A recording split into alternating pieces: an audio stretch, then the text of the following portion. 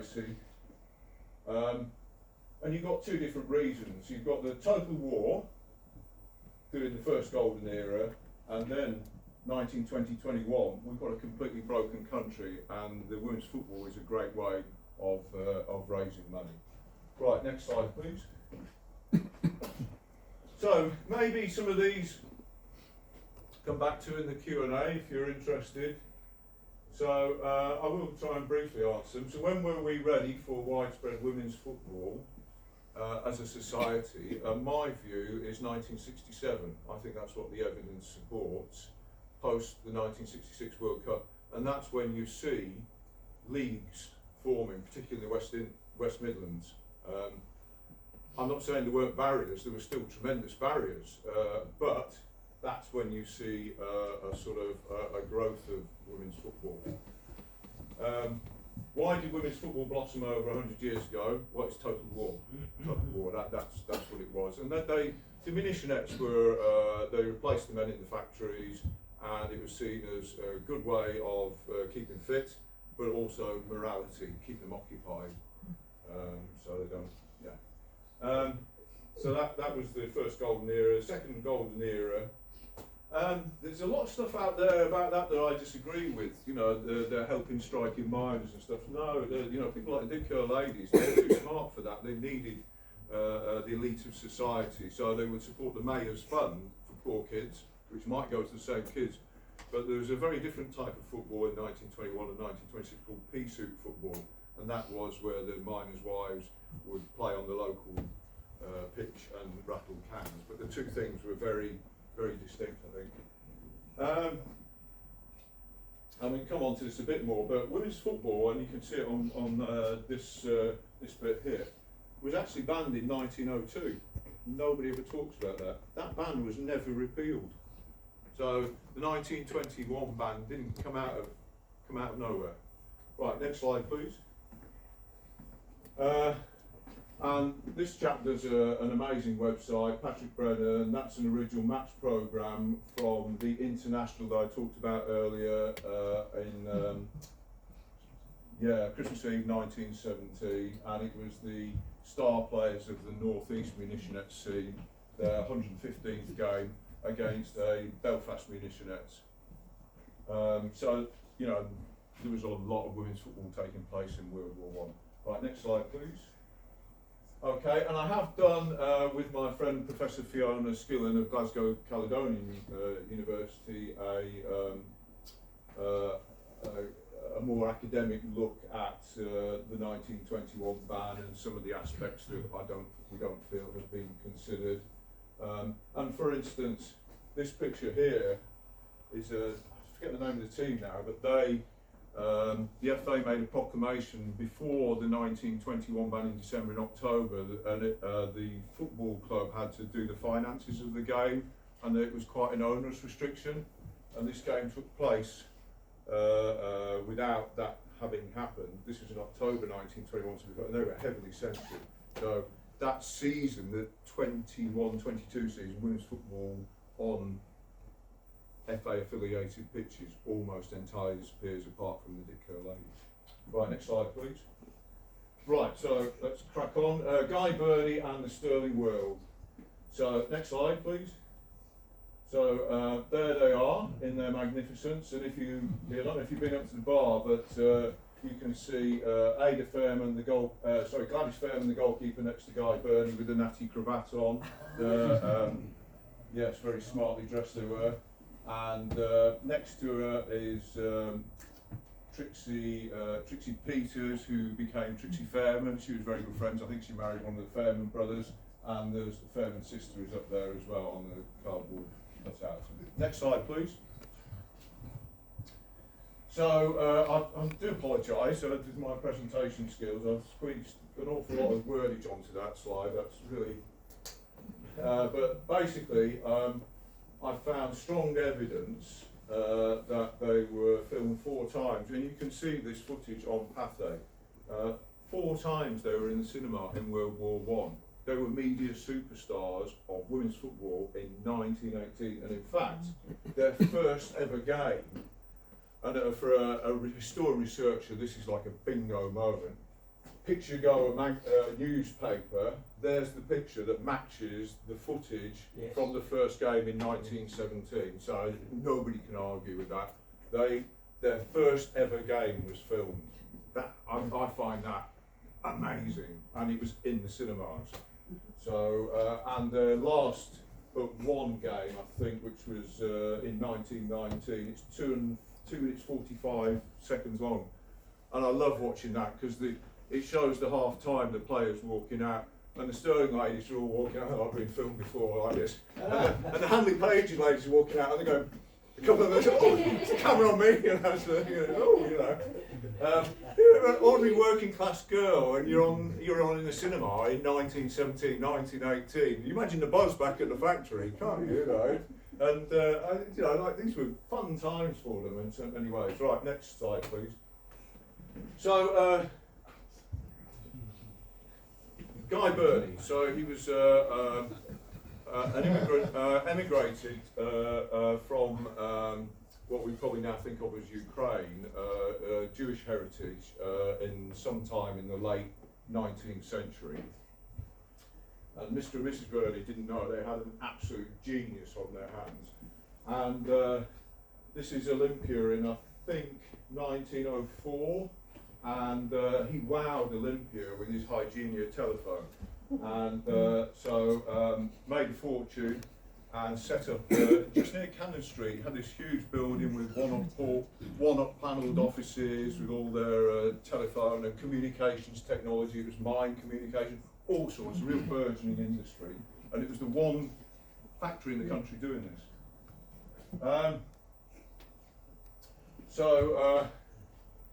1910, he purchased an extra little factory out in rural Dagenham, which by the start of World War I think had about 250 employees, so relatively small, a couple of hundred employees. And his main factory was in Cannon Street, and he was a very wealthy man. I've seen the records, we had 3 servants and all that sort of thing.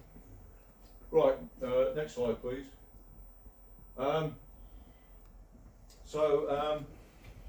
Just to very, very briefly, the Ministry of Munitions in 1916 took over the Stirling factory because it had German ownership. Mr. Burney had tried to get funds but he couldn't get funds off British Bank, so he got a German bank.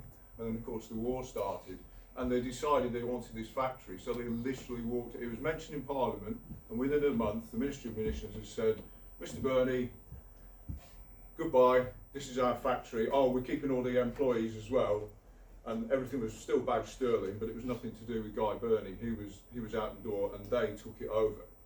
So almost the next day, you see. And you can see it on the badges on the telephone gear. It says there's a Tottenham Court Road address. The Tottenham Court Road address is not a factory, it's like a mailing address. It's sort of where you can pretend your company's in Tottenham Court Road, not Dagenham, sorry Dagenham, but that's what he did. But he then threw his absolute weight into making the Dagenham factory one of the most successful factories in the country. So by the end of the war, they had 2,400 employees. They had a lengthy visit from the King and Queen. Mrs. Burney quite liked posing with the royals and so on and so forth. He needed to recruit people to rural Dagenham in World War I. So there's adverts all over Sheffield, all over Birmingham, all over those industrial heartlands for the very best people. How do you get the very best people? A lot of people used to be sports people. You make your sports facilities amazing. But what he did, which was even more amazing, was promoted the role of women. So like these days, you go to a posh golf club and you have a parking space for the male club captain and a parking space for the lady club captain. He had that sort of thing going on in World War I. So we've got a club captain for the women's football, we've got a club captain for the women's cricket. This is rural Dagenham in 1917, 1918. It's 100 years ahead of its time. It was an amazing place. And that's the one I've got down here people can actually have a look at, and they're beautifully made. This is sort of showing its age a bit now, but they're walnuts and they're very, very well made. And in the factory, we know this for a fact, they were so talented that if they needed a new lathe or something, they'd build it themselves, they'd make it themselves, they'd make their own machinery in the machine shop. Right, next slide please. So here is Maud. Sorry. Yeah, Maud Smith. She was the star centre forward, and this is a top that was made for me for one of the original cast ones. Unfortunately, I did try and say I'm 2XL, but all the actors are quite a lot smaller than me. I can't get this over my shoulders.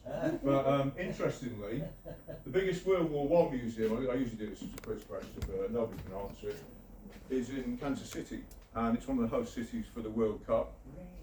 And they're doing an amazing exhibition, and they're doing some mannequins, 3 or 4 for the Axis powers, 3 or 4 for Central powers, and one of them is going to be Maud Smith.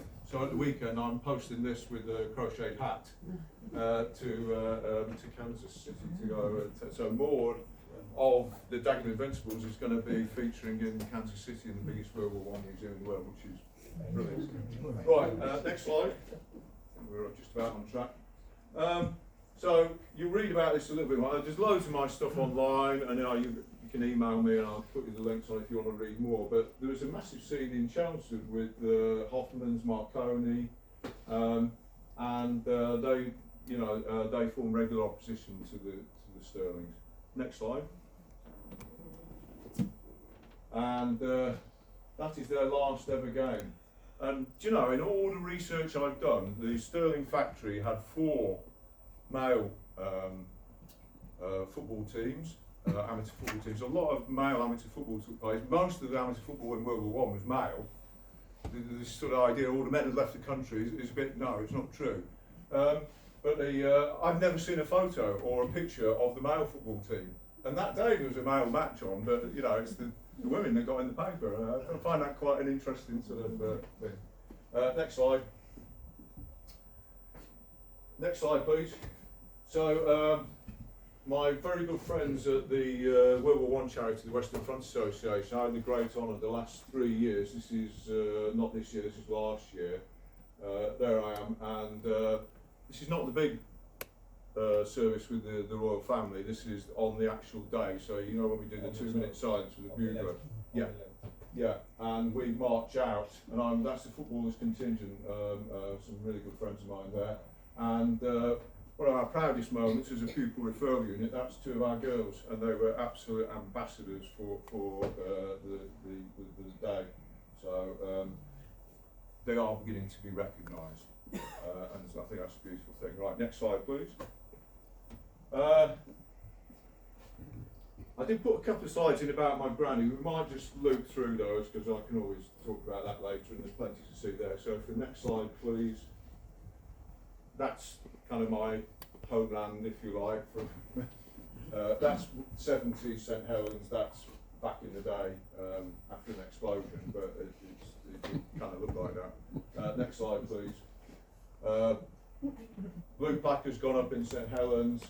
You can see this online. I was potentially going to show it tonight, but it just didn't work. We haven't got time. But that is actually a real picture of my granny. That's how I remember her. So to find her as this stunning athlete actually messed with my head a little bit. You know, so my granny, you know, get to the age of 50 and find out you're the 3rd best footballer in the family because my dad was a good footballer as well. But there we go. It's a 12-minute film, and I do urge you to watch it. It's lovely, and that's a great Penny Ryder, one of Dame Judi Dench's best mates, absolutely living and becoming my granny. It's an amazing thing to find. Right, next slide, please. In the second golden era, you'll hear an awful lot about the Ditko ladies. You never hear about St Helens. They were the second best team. And you'll hear 53,000 at Goodison. It's actually 45,000, and the Everton Minute books say that. Alfred Franklin was a showman for the Ditko ladies, and he used to put out false figures who are 20% more. Why not back in the day? Nobody could measure them, could they? It's only now that nerds like me go back and say, oh no, it's not quite right. they did lose to Ditko Ladies 16 times, so when I find out the game in 1923 where my granny's, which is where the gold packs are, where they stuffed them 5-1, with Lily Parr on the Ditko Ladies side, my granny on the St Helens, is quite a moment, and I don't hesitate at mentioning that. Right, next one. And part of the beautiful little journey that I've been on is finding things like this. So in my granny's treasure trove of a couple of suitcases I found a few years ago, in an old box of tut, and I do mean tut, I mean old nails and buttons and whatever, I found this medal. Wow. That's her debut medal from 1921 in front of 30,000 at Birmingham City's football ground, playing for St Helens against Stoke. And that is on loan. AI thinks I've donated it, I certainly haven't. It's on loan to the National Football Museum. It's in the Lily Park Gallery, and it's beautiful. It's enamelled, and you've got the St Helens crest, you've got Cheshire Ladies crest, and you've got the Birmingham crest. It's a stunning medal. Right, next slide, please. I think we're doing about right. The Dick Kerr factory, I actually, I said I was up for the unveiling. I took some friends up, some quite A-list women who are trying to make a film about Lily Parr and that era. And we actually got into the Dick Kerr factory. I've been past it all my life. It used to be two sides of the street, it's only one side of the street, it's about a quarter of a mile long. And we literally were just walking past, and I saw this trade counter, and I walked in and said, "Hello," you know. He said, "Yeah, go in, yeah, just don't get run over by a forklift truck." So we all piled in, and we were all, you know, people were sat down in tears, right, to get into the actual Dick Kerr factory. And they made trams. Right, next slide, please. Right. Yes, I think we're just about doing time, so just a couple more slides really on the Invincibles play. So next slide, please. So whilst I was putting these slides together the other night, to my astonishment, in my photos popped up the original message from Amanda Whittington saying, "Steve," I'll read it out because it's come out there. "Hi Steve, hope this is May 13th, 2022. Hi Steve, hope all is well. Just to say I've been asked to write an Essex adaptation of Atalanta Forever, a play that she did about women's football in Huddersfield. It'd be great to talk to you about it, as well as to speak in person. Finally, we're like Twitter friends, if you like. So if you're up for a Zoom or a phone chat in the next week or two, do let me know, Amanda." So the Atalanta Forever. Atalanta, an amazing football team in the 1920-21, the second golden era, named after the Greek goddess. And they were run by a woman, Constance Waller. Again, very unusual, amazing woman, Constance Waller. She was one of the first women sports journalists. I want to sort of investigate her more and do more about her. They were quite a short-lived team, but they were amazing. And Amanda did a play, and I went to see it, and so on and so forth. And then we kind of got to know each other. And I think 17 months, if I'm calculations correct. So next slide. And there is the actual play, and this is the Micron touring theatre country. Now, if you think Micron, as I did, is some amazing Greek word, it's not. It's two blokes called Mick and Rob.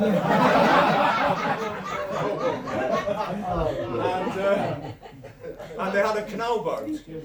And so they used to go and perform at different venues along the canal.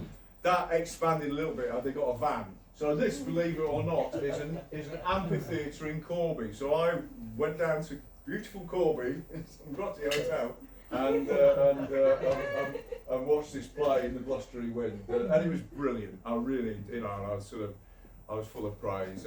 They had my granny's great friend, the amazing Carmen Pomies, the captain of the French team and broker of something like 70 internationals in the 30s. They did at one point have her and Madeline Brackenham doing the can-can, but I said that she will forgive you for that. Next one. So there's me with some of the original cast of the Invincibles at the Queen's Theatre in Hornchurch. Next slide. And there we are, all posing. There's Amanda Whittington, the writer. She's had an amazing 15 months, and maybe some more come out in the Q&A. James Grieve, the director. And this is my great friend Kelsey Irving. And Kelsey Ervick has included some pictures of my granny in her book.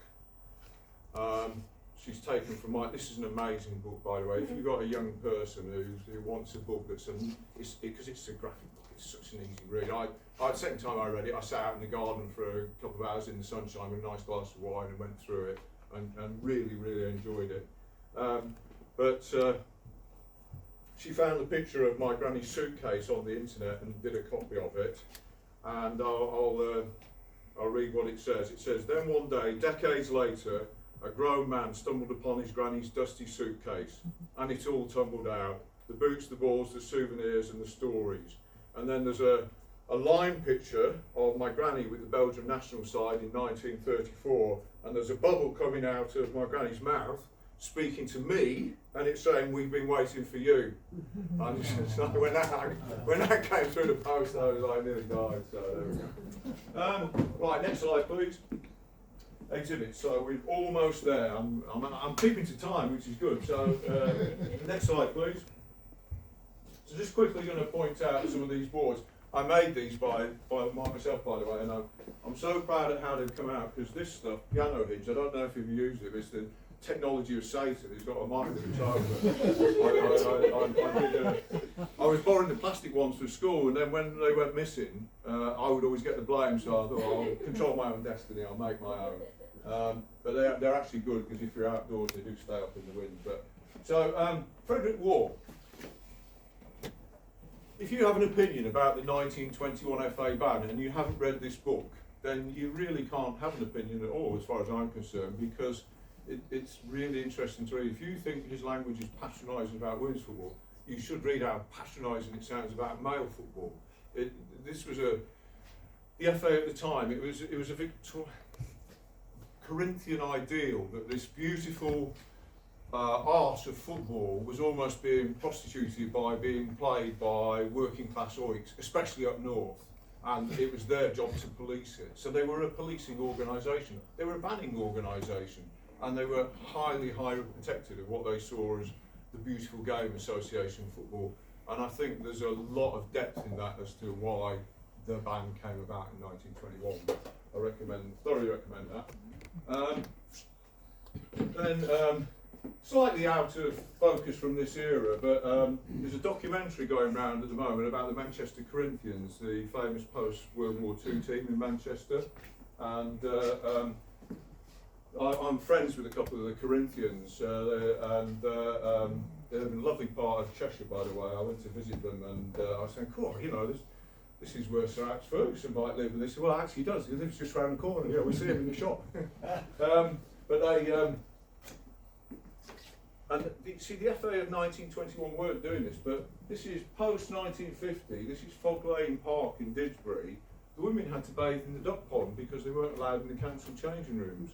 Now, I'm fairly certain Fred Waugh in 1921 didn't have that in mind, but that's the ramifications of some decisions that are made in the past, isn't it? And Steve, there's a real connection there to Alf Ramsey, because Alf Ramsey's career, I mean, he was born in 1920, he was 14 in 1934, couldn't play football because on Saturdays he worked in a shop, so he had to play Sunday football. Sunday football was only stopped being banned by the FA in 1960, 10 years before women's football. They had the same attitude to working class men as they did to women, and they did not allow any leagues on a Sunday. And if a referee or a player played in a Sunday game, they were banned by the FA from all of their elite competitions on Saturdays. So it's a really interesting story that crosses over with women's football and Sunday football.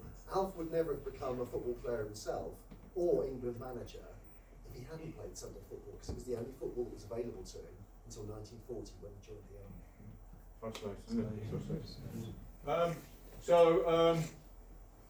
So it's this one here, isn't it? So a couple of my rare postcards from, this is a French one showing the different occupations. The girls will not play football. Do you work in shifts? No, we work in overalls.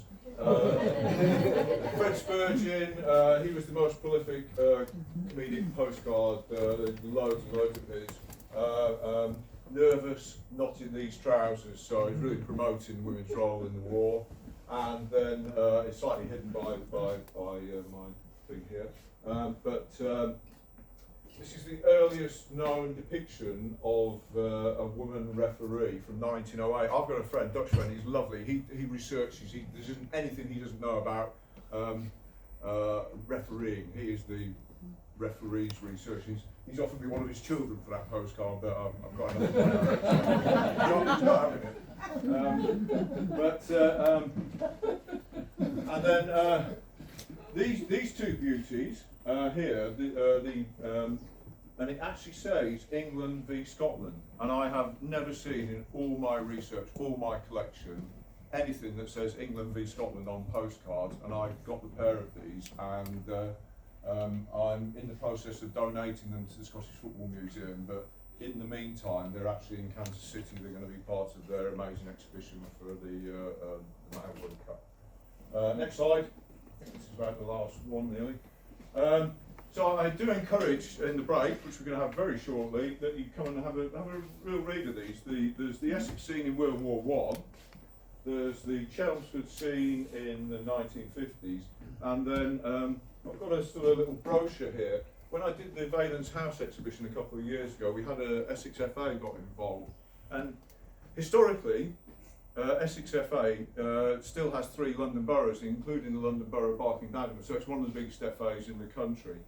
The stuff they're doing for inclusive football for women, older women, ethnic minorities, it's unbelievable, and I've just captured a little bit. These are actually from that exhibition, so do have a little flick through this and have a look at that, because they are doing fantastic stuff.